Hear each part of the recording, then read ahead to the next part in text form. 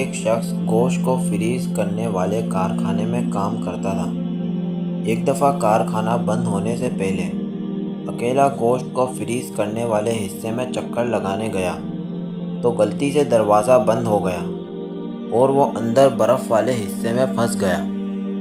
چھٹی کا وقت تھا اور سب کام کرنے والے لوگ گھروں کو جا رہے تھے۔ کوئی بھی متوجہ نہ ہوا کہ وہ اندر پھنس گیا ہے۔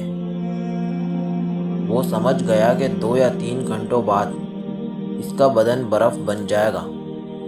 اب جب موت یقینی نظر آنے لگی تو خدا کو یاد کرنے لگا، اپنے گناہوں کی معافی چاہی اور خدا سے کہا کہ اے یونس کو مچھلی کے پیٹ اور یوسف کو جیل سے نجات دینے والے، اگر میں نے زندگی میں کوئی ایک کام بھی فقط تیری خوشنودی کے لیے انجام دیا ہے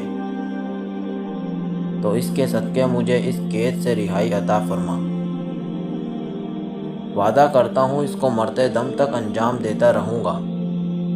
اور اس کی آنکھوں سے آنسو نکلنے لگے۔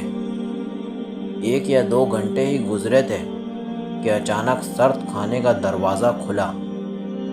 چوکیدار بھاگتا ہوا آیا اور اس شخص کو اٹھا کر باہر نکالا اور گرم ہیٹر کے پاس لے آیا۔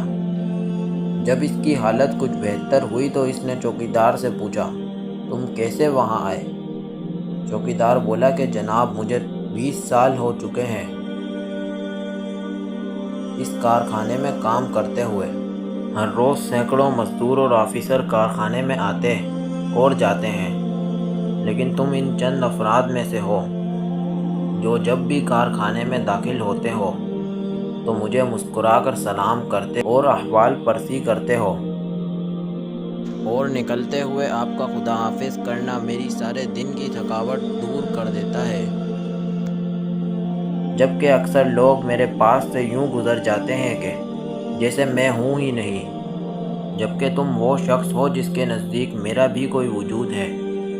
آج بھی گزشتہ دنوں کی طرح میں نے آپ کا سلام تو سنا، لیکن خدا حافظ کہنے کے لیے منتظر رہا۔ جب زیادہ دیر ہو گئی تو میں آپ کو تلاش کرنے چل پڑا کہ کہیں آپ کسی مشکل میں گرفتار تو نہ ہو گئے ہوں۔ وہ شخص حیران ہو گیا کہ کسی کو سلام کرنے اور خدا حافظ کہنے جیسے چھوٹے سے کام کی وجہ سے آج اس کی جان بچ گئی ہے۔